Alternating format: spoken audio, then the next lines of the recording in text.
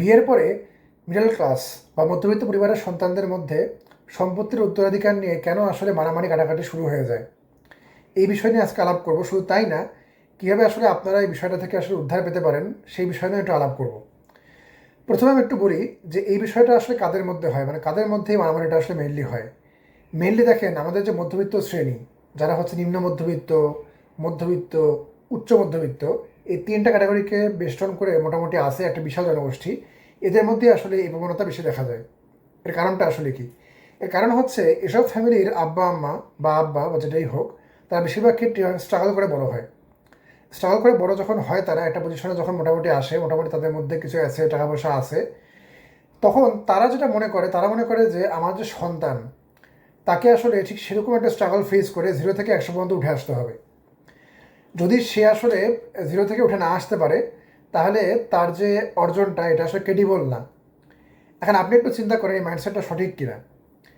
বর্তমানে যখন আমরা হচ্ছে অ্যাপ বানাই, ধরেন যে কোনো একটা যখন অ্যাপ বানানো হয়, ওয়েব অ্যাপ বা হচ্ছে মোবাইল অ্যাপ, তখন কিন্তু আমরা ওই একদম স্ক্র্যাচ থেকে কোড লিখে লিখে লিখে লিখে লিখে লিখে কিন্তু অ্যাপ বানাই না। এখন তো চ্যাট জিপিটির যুগ, এআই এর যুগ। এখন দেখা যাচ্ছে যে একটা প্রম্পট ভালো মতো দিয়ে দিলেই এবং একটু চেকিং টেকিং করলেই কিন্তু অ্যাপ বানানো হয়ে যায়। কোয়েশ্চেন হচ্ছে, যদি আপনি আপনার কোম্পানির জন্য একটা অ্যাপ বানাতে চান, তাহলে আপনি আসলে কী করবেন? আপনি কি প্রম্পটিং করে বা এআই ইউজ করে আপনি কি ধীরে ধীরে একটা বানাবেন, নাকি আপনি ওই যে বাংলাতে আমলের যে কোডিং একদম স্ক্র্যাচ থেকে শুরু করে যেটা কোড করা, যেটা আপনি এভাবে অ্যাপ বানাবেন? আপনি কীভাবে বানাবেন অ্যাপটা? অবশ্যই আপনার উত্তর হয় বর্তমানে যে লেটেস্ট টেকনোলজি আছে, ফ্রেমওয়ার্ক আছে, এআই আছে, এগুলো আপনি ইউজ করবেন ডেফিনেটলি। তা নাহলে আপনাকে মানুষ কথা বলবে। তো ঠিক সেরকম মধ্যবিত্ত ফ্যামিলিগুলো চিন্তা করে যে আসলে আমার সন্তান আসলে, মানে আমি এখন যে পজিশনে আছি বা যেগুলো আমার কাছে অ্যাভেলেবেল আছে, এটা তার ইউজ করার দরকার নেই। সে শূন্য থেকে শুরু করবে আবার, যেটা ইটসেলফ একটা গাধামি চিন্তাভাবনা। এখন দেখেন, একটা ধনী পরিবার তারা কীভাবে চিন্তা করে। তারা চিন্তা করে যে ঠিক আছে, আমার ব্যবসা হচ্ছে এই পর্যন্ত আসছে, আমার ছেলেকে এই পর্যন্ত থেকে আমি শুরু করাবো। তাহলে এই পর্যন্ত মানে কি? এই পর্যন্ত মানে মনে করেন যে তার লাইফ 50-এ আছে, 50 থেকে তার সন্তান শুরু করে আলটিমেটলি 100, 150 এগুলো দেশে যাবে।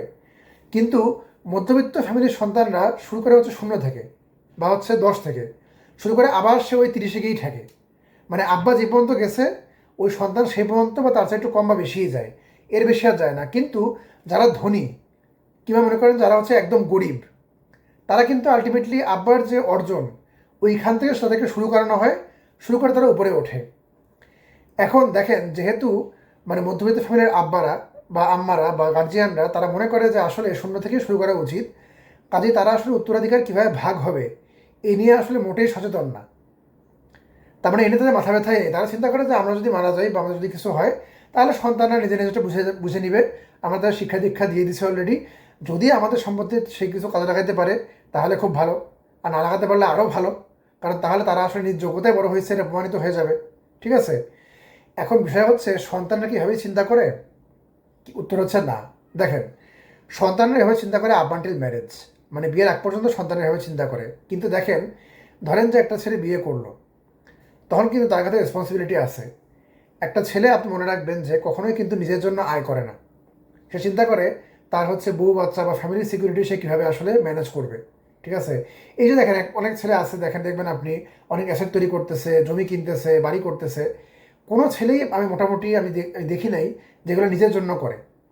কারণ একজন ছেলে বেসিক্যালি একটা রুম, ওয়াইফাই, ল্যাপটপ, কাজের জিনিসপত্র, বা যদি সে কোন মিস্ত্রি হয় তার মিস্ত্রির সরঞ্জাম, এগুলো হলেই তার হয়ে যায়।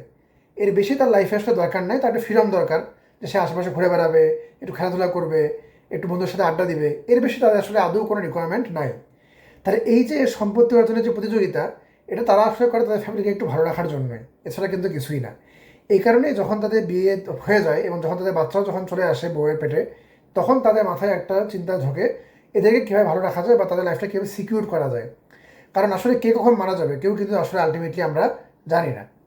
এখন দেখেন, বর্তমানে বাংলাদেশের বর্তমানে যে বাজার, বর্তমানে বাংলাদেশের যে হচ্ছে চাকরির বাজার বনাম হচ্ছে বাংলাদেশের যে রিয়েল এস্টেট মার্কেট, মানে জমি জমা বাড়ি গাড়ি, এগুলার দামের মধ্যে একটা বিশাল একটা ডিফারেন্স উপস্থিত। আমাদের সময়ের যে আব্বা আম্মা ছিল, তাদের আমলে কিন্তু আসলে জিনিসপত্রের দাম এরকম মানে অ্যাবসার্ড ছিল না। মনে করেন যে একটা পরিবার কিন্তু মোটামুটি তাদের 2 বছরের আয় দিয়ে একটা বাসা কিনতে পারতো। কিন্তু এখন বিষয়টা এমন দাঁড়াইছে, 10-15 বছরের আয় দিয়েও একটা বাসা কেনা আসলে সম্ভব না। তো ঠিক সেই সময় আসলে যখন দেখা যায় যে এই অবস্থা, তখন ছেলেমেয়েরা চিন্তা করে যেহেতু আমার আব্বা আম্মার কিছু সম্পদ অলরেডি আছে, কাজে আমি যদি এখান থেকে শুরু করতে পারি আমার জন্য আসলে খুব সুবিধা হয়। এবং এই কারণেই তারা আসলে আলটিমেটলি মারামারিটা শুরু করে। এখন আপনি বলতে পারেন মারামারির দরকারটা কি, ফেয়ারলি ভাগ করে ফেললেই তো হয়। এখন প্রশ্ন হচ্ছে ফেয়ারলি ভাগ হবে কীভাবে? কেন আমি এই কথাটা বললাম একটু বুঝাই বলি। ধরেন যে একজন লোকের ফ্ল্যাট আছে দুইটা, একটা হচ্ছে মনে করেন যে উত্তরায়, একটা হচ্ছে মনে করেন বনানীর মধ্যে, বনানী না গুলশান, মনে করেন গুলশানে, ঠিক আছে? ঢাকার মধ্যেই দুইটা, কিন্তু আপনিও জানেন যে গুলশানের ফ্ল্যাটের যে দাম সেটা কিন্তু বনানীর ফ্ল্যাটের দামের চেয়ে আসলে অনেক বেশি হবে। কিন্তু এখন প্রশ্ন হচ্ছে মানে বিক্রি না করা পর্যন্ত কিন্তু আসলে বোঝা পসিবল না যে কোনটার দাম আসলে কত হবে।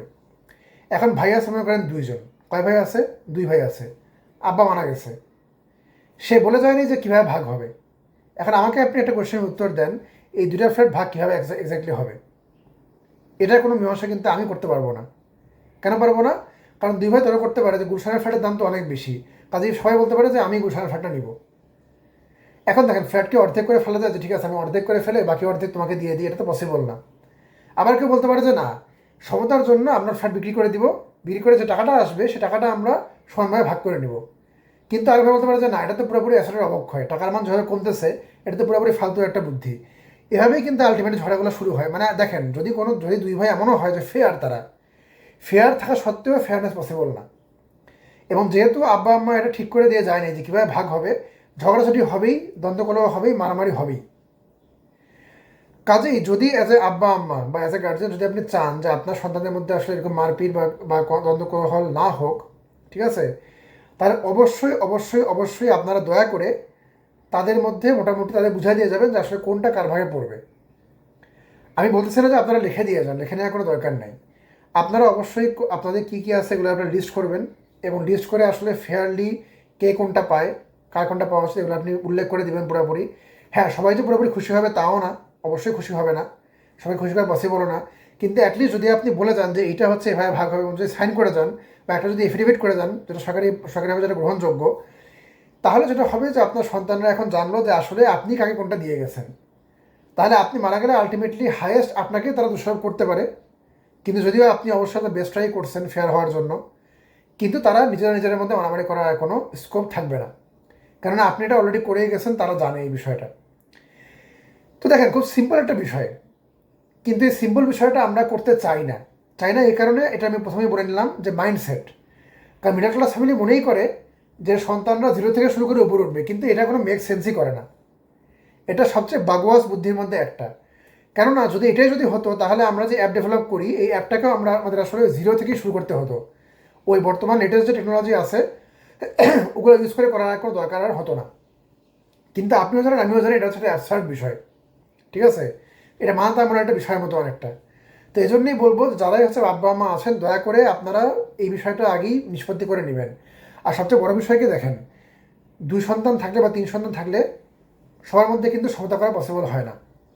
অনেক সময় আব্বা আম্মা কিন্তু না বুঝেও দেখা যায় যে এক সন্তানকে আরেক সন্তানের চেয়ে বেশি ফেভার করে, তখন কিন্তু আরেক সন্তান যাকে ফেভার করা হয় নাই বা যে অবহেলিত ছিল সে ইনসিকিউরিটিতে ভোগে, তার কাছে মনে হয় যে নিশ্চয়ই আমাকে বঞ্চিত করা হবে। এজন্য সে আসলে আরও বেশি এই ফাইটে যুক্ত হয়, যেটা কিনা আসলে আরও খারাপ জিনিসটা আরও খারাপের দিকে বয়ে নিয়ে যায়, ঠিক আছে? কাজেই সন্তান হচ্ছে কেন বৈষয়িক, কেন পার্থিব, কেন হচ্ছে এই ভাই মারামারি হয় ভাই ভাইয়ে, কেন এই ধরনের মানুষের মানসিকতা, এগুলো না বলে বরং হচ্ছে কীভাবে এই বিষয়গুলোকে তা আগেই রিজলভ করা পসিবল এটা চিন্তা করা আমাদের বুদ্ধিমানের কাজ। Pre marriage counselling, post marriage counselling, marriage biodata তৈরি করে দেওয়া, রিকোয়ারমেন্ট লিস্টিং এবং ম্যাচমেকিং সার্ভিস, এগুলো আমরা সবগুলোই দিয়ে থাকি। যদি আপনার আগ্রহী হন অবশ্যই আমাদের মেসেজ করবেন। ধন্যবাদ সবাইকে, আসসালামু আলাইকুম।